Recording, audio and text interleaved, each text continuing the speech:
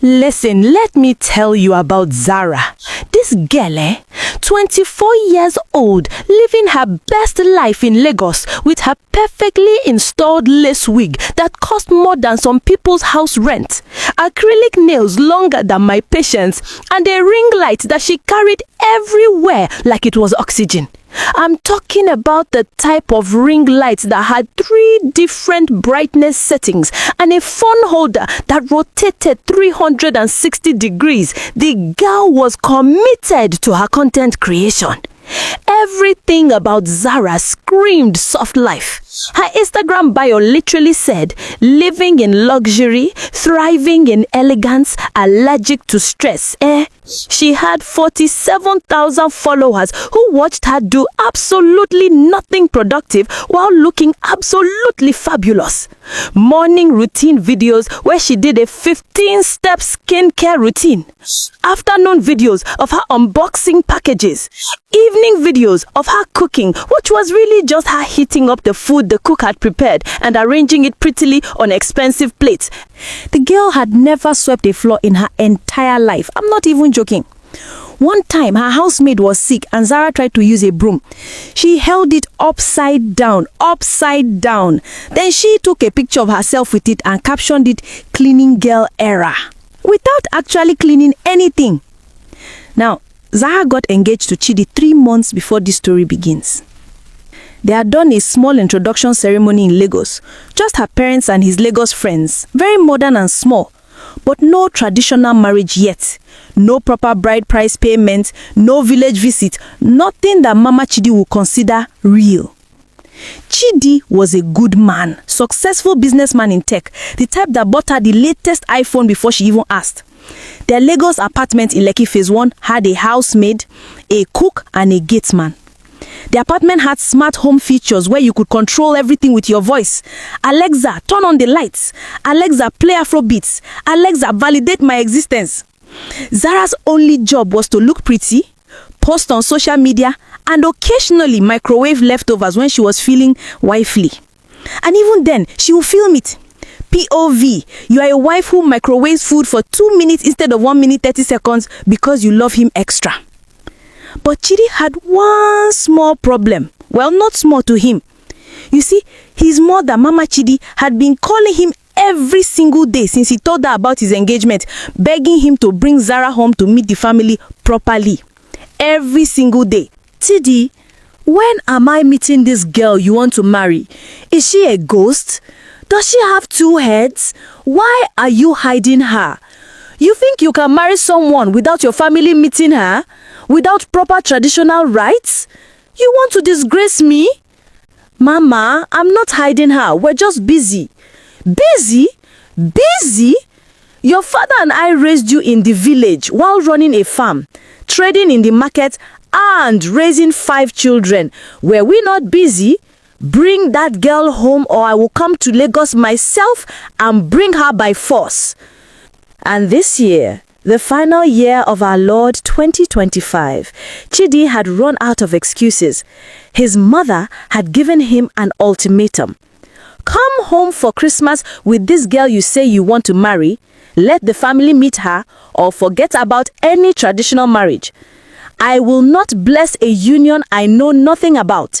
Bring her so we can see if she's fit to be a wife in this family.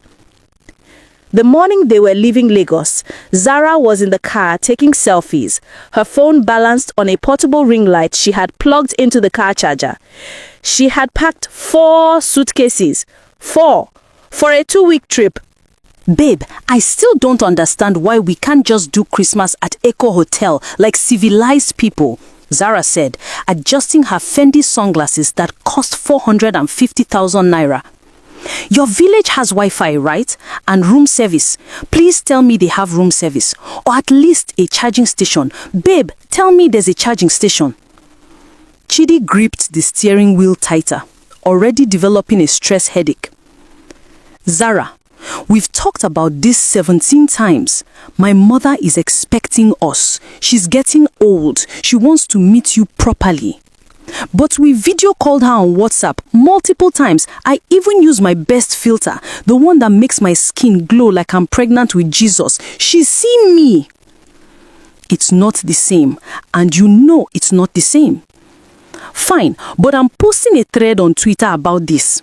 My husband is taking me to the village against my will. If I don't tweet in 48 hours, send help. Coordinates to follow. This is literally a human rights violation, Chidi. Human rights.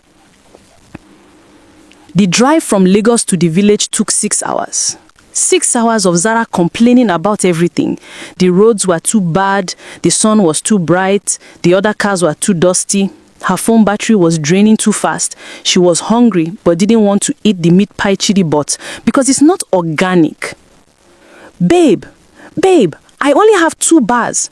2 bars. How am I supposed to post my morning routine? My followers are going to think I abandoned them. They're going to unfollow me. Do you know how long it took me to get to 47K? Zara, you'll survive without posting for a few hours. Survive? Chidi, my engagement rate is everything. If I don't post within 12 hours, the algorithm will bury me. I'll become irrelevant, a digital ghost. Is that what you want? Do you want your wife to be a digital ghost? Chidi turned up the radio. As they got deeper into the rural area, Zara's anxiety increased. Chidi, why are there so many trees? Where are the buildings? Where is civilization? Are we going back in time? Is there a time portal I should know about? When they finally arrived at the village as the sun was setting, the whole compound was waiting, and I mean waiting. It looked like the entire extended family had gathered for this moment. Mama Chidi stood at the side of the car, a short, solid woman with a wrapper tied so tight it looked like it was the only thing holding her together. Her face had the expression of someone who had seen everything in life and was not impressed by any of it. Behind her stood aunties I have lost count. At least 15 women, all dressed in matching Ankara, all with arms folded, all watching that car like lions watching a gazelle. Zara emerged from the vehicle like she was walking a runway at Fashion Week. Designer Balenciaga tracksuit that cost 800,000 naira. Fresh white Air Force Ones that will be brown by tomorrow. A designer bag, her phone in one hand, and those nails. Those long stiletto nails painted in chrome pink with tiny diamonds on them. Each nail was a work of art. Each nail cost 2,500 naira. She has spent 25,000 naira on 10 fingers. Good evening, ma. Chidi greeted his mother, prostrating fully on the ground in respect, his forehead touching the sand. Mama Chidi smiled and blessed him, touching his head gently. Then she turned her sharp eyes to Zara, who was standing there awkwardly, one hand on her hip like she was posing for Instagram, the other holding her phone. She didn't prostrate, she didn't kneel, she didn't even bend properly. She just did this little half-curtsy thing like she was meeting the Queen of England at a garden party. Good evening, ma. Zara said in her best, trying to sound respectful but also cool voice. The aunties exchanged looks. Oh, these looks. If looks could kill, Zara would have been a ghost right there. So this is the girl who wants to marry into our family. Mama Chidi said in ego, looking Zara up and down like she was inspecting yam at the market and finding it wanting. Yes, Mama. This is Zara. Zara, this is my mother. Zara, Mama Chidi repeated slowly, like the name was bitter leaf she was tasting for the first time. Zara. What kind of name is Zara? Is it Igbo? Is it Yoruba? Is it even Nigerian? It's international, ma, Zara said, not understanding the Igbo, but catching the vibe. International, Mama Chidi repeated, then said something in Igbo that made all the aunties burst out laughing. One of the aunties, Auntie Ego, who was built like a WWE wrestler and had the grip strength to match, whispered loudly, "Is that her real hair or is that attachment?" Another one, Auntie Nkiru, who had eyes like a hawk and could spot fake designer from 50 meters away, responded equally loudly, "Attachment, oh, very expensive looking attachment, sha, but attachment remains attachment, not from her head." Another auntie Ifema added, "And those nails, how does she use the bathroom with those nails? How does she wipe her Ifeoma?" Mama Chidi cut her off, but she was smiling. Zara smiled uncomfortably, not understanding a word of Igbo, but definitely catching the vibe that she was being roasted like suya on a grill. Mama, she doesn't speak Igbo yet, Chidi said quickly, already sweating, but she's learning. This was a lie. Zara had downloaded Duolingo 2 weeks ago, completed exactly one lesson where she learned to say "Indewo," hello, and then got distracted by a TikTok video of someone doing a dance challenge. The app was still on her phone, sending her daily reminders that she was ignoring. It looks like you forgot to practice today. Yes, Duolingo, and she will forget again tomorrow. Mama Chidi said, her face revealing nothing. Come inside. You must be tired from the journey. The house was rustic. That's the nice word for it. The diplomatic word. The word you use when you are trying to be polite. The real word is that it was a proper village house with cement floors that had cracks running through them like rivers on a map. Wooden benches that looked older than Nigeria itself. Kerosene lamps hanging on the walls, not for decoration, but actual use. And a kitchen that was actually outside, not an outdoor kitchen like the fancy ones in American home magazines. I'm talking about an actual separate building with a roof made of zinc and walls made of cement blocks and a fire pit in the middle. Zara's smile was frozen on her face like someone had paused her on Netflix. Her eyes were wide, darting around, trying to process what she was seeing. Chidi, she whispered, grabbing his arm with the grip of a drowning person grabbing a life jacket. Where's our room? I need to charge my phone immediately. My battery is at 15% and I'm having a legitimate panic attack. My chest is tight. I can't breathe.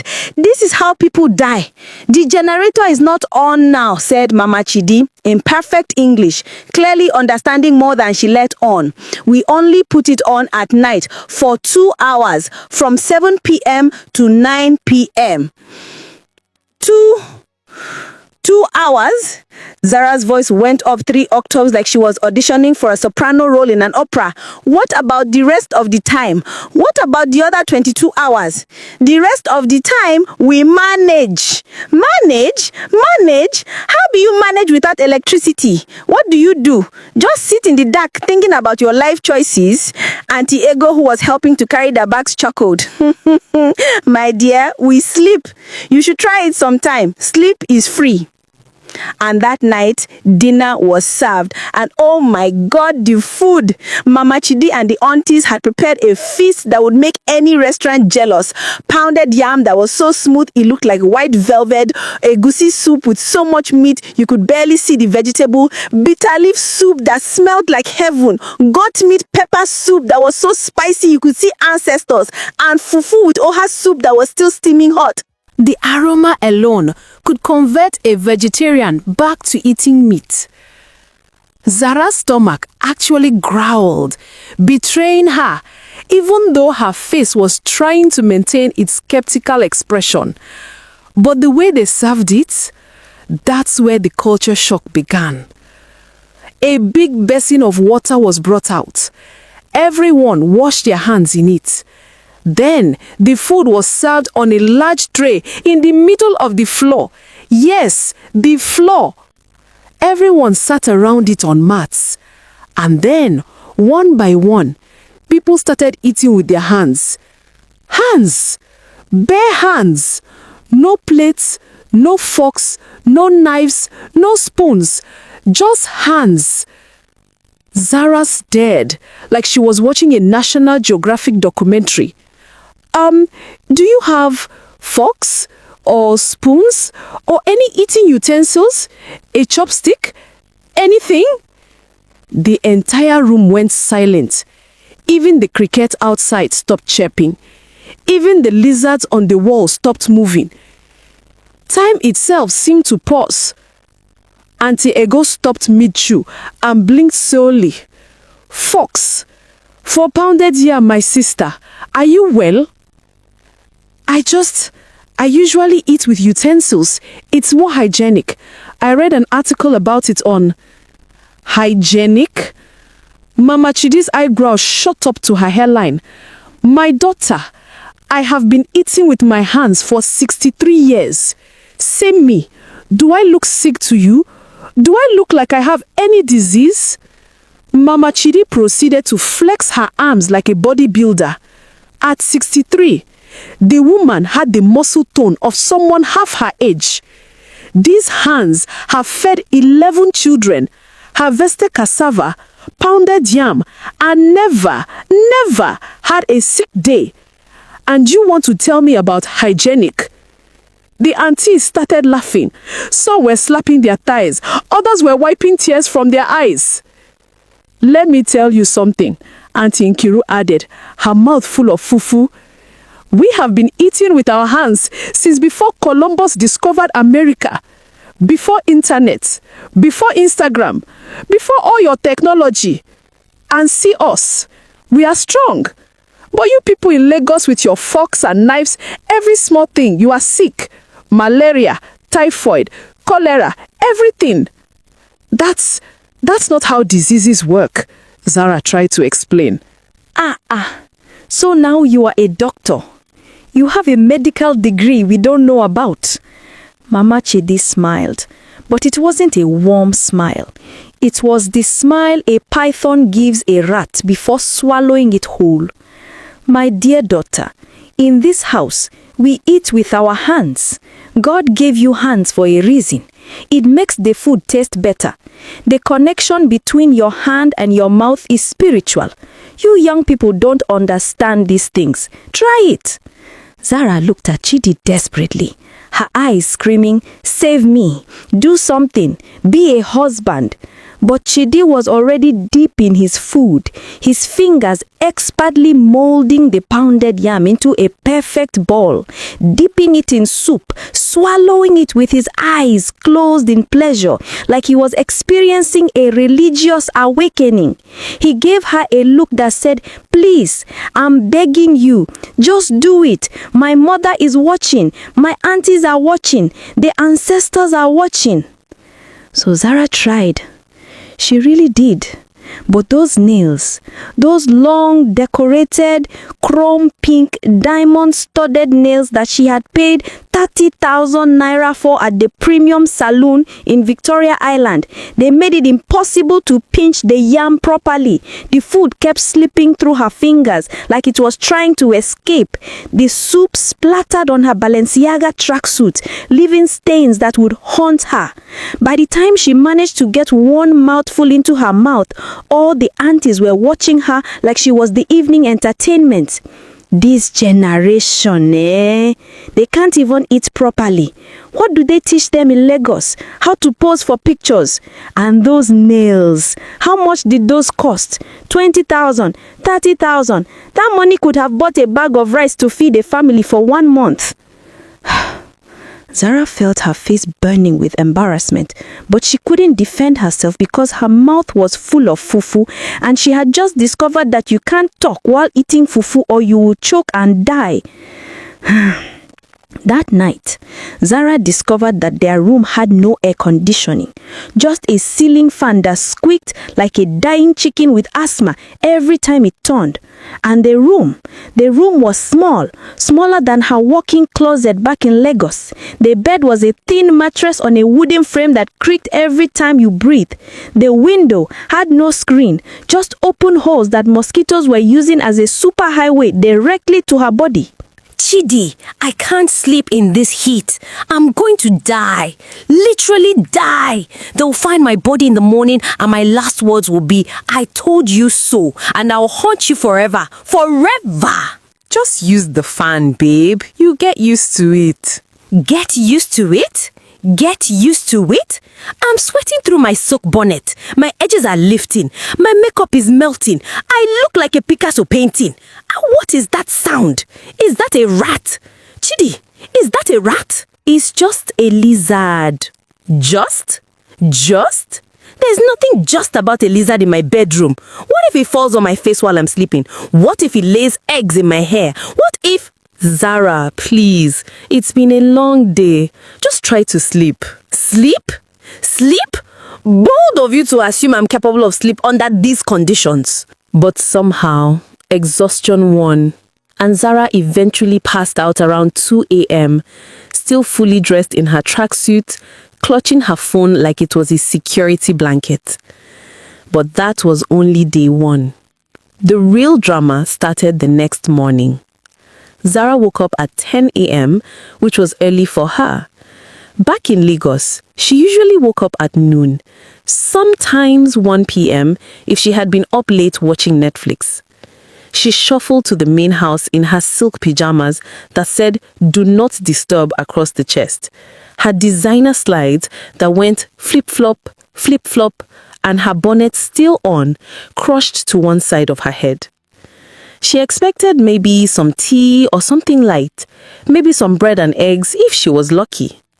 Instead, she found the compound buzzing with activity like a beehive on steroids.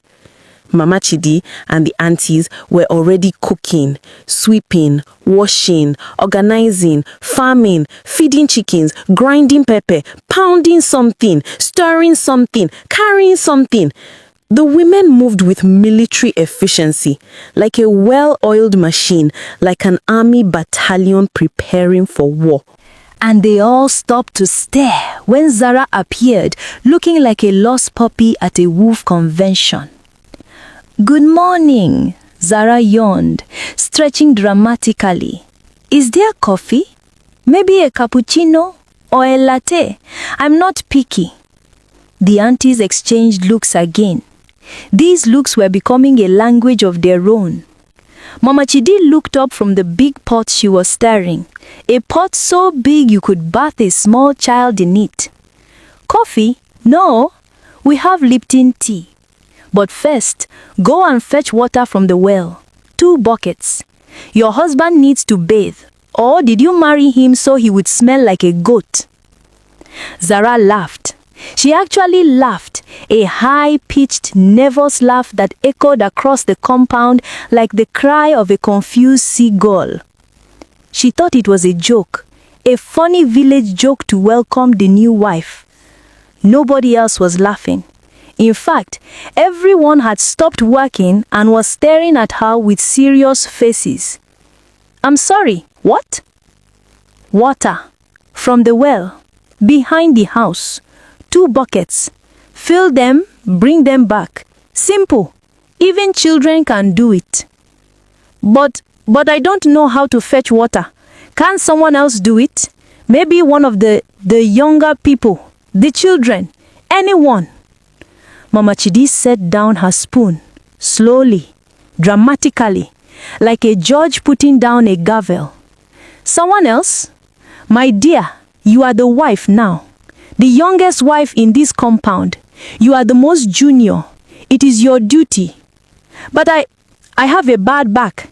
Yes, very bad back. Chronic pain. I have a doctor's note." She did not have a doctor's note. "Bad back at 24? Auntie Nkiru stopped sweeping and leaned on her broom like it was a witness stand. "Ah, what have you been carrying in Lagos? Surely not plates or pots. Maybe you have been carrying too many phones, too many ring lights, too much audacity." The other women burst out laughing so hard that Auntie Ifeoma actually had to sit down and catch her breath. "Chidi!" Zara called out desperately, her voice reaching frequencies only dogs could hear. Chidi appeared from inside, already sensing trouble, his face showing the expression of a man who knew he was about to be caught between a rock and a very hard place. "Yes, babe. Tell them I don't fetch water. Tell them about my condition, my delicate constitution." Chidi looked between his wife and his mother. His mother's eyes were saying, "Choose wisely, my son. Your inheritance depends on it." "Zara, it's just 2 buckets. I'll help you." "Help me? I'm not fetching any water. Period. Period. With a T. I'm your wife, not your maid. This is 2025. We have rights. Where is the UN? Where are the human rights activists? Where is Amnesty International?"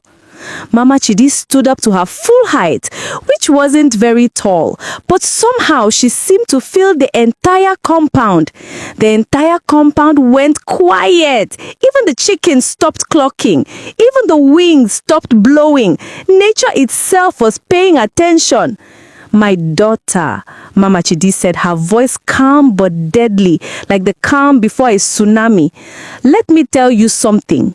In this village, we don't have maids. We have wives who know how to take care of their homes and husbands who respect women who work hard.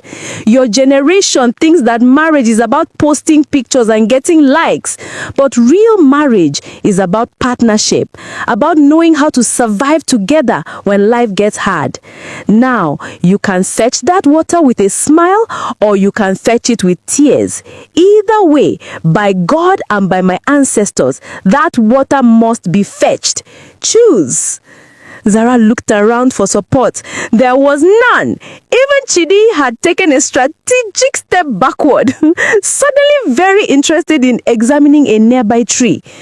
15 minutes later, Zara was standing by the well, staring down into its dark depths like it was the pit of hell itself, like it was a portal to another dimension where soft life girls go to suffer. The well was deep, very deep, so deep you couldn't see the bottom, so deep you could hear your own echo if you screamed into it. Zara tried this. She screamed, "Help me!" and it echoed back mockingly. Auntie Ego had given her 2 yellow buckets with ropes attached and was now demonstrating the technique like she was teaching rocket science. Just tie the bucket to the rope properly. Make sure the knot is tight. Throw it down with force. Wait for it to fill, then pull it up. Simple. Even children do this before school. Zara tied the bucket with shaking hands. She threw it down. It landed with a distant splash that sounded like it was in a different country. Then she tried to pull it up. The bucket came up empty, just swinging in the air like it was mocking her. You have to let it fill first. Patience. Wait for it to sink, to become heavy with water, then pull. She tried again, and again, and again. By the 4th attempt, her arms were shaking like leaves in a storm. Her silk pajamas were soaked with well water and sweat, creating a pattern that looked like abstract art. And one of her acrylic nails had broken off and fallen into the well. "My nail!" she screamed, like someone had stolen her firstborn child. "My nail fell in the well. It cost 2,500 naira. That's my money down there. We need to drain the well. Call the fire service. Call the authorities. Call someone." Leave it though, Auntie Nkiru said, barely suppressing his smile. Her whole body shaking with restrained laughter. Maybe the water spirits will wear it. They will be the first fashionable spirits in the village. They will thank you. This is not funny. None of this is funny. But it was funny. So funny that the aunties had to turn away to hide their laughter. When Zara finally managed to pull up one full bucket after 27 attempts. Yes, 27. The aunties were counting. She made the mistake of trying to lift it onto her head the way she had seen the other women do it with such effortless grace. The bucket didn't even make it past her shoulder before physics and gravity conspired against her. Water splashed everywhere, drenching her completely from head to toe, ruining her silk pajamas, washing away the remnants of yesterday's makeup, leaving her standing there looking like a drowned rat with attitude. The aunties were now openly laughing. Not mean laughter, but the kind of laughter that comes deep in the belly, the kind that makes your eyes water, the kind that you can't control if you wanted to. "I can't do this!" Zara cried, mascara running down her face in black rivers, creating patterns that look like war paint. "I cannot do this! This is impossible! This is a violation of my human rights! This is torture!" Do you like what you see? Please subscribe and like for more stories. Home of Writers, changing lives through writing.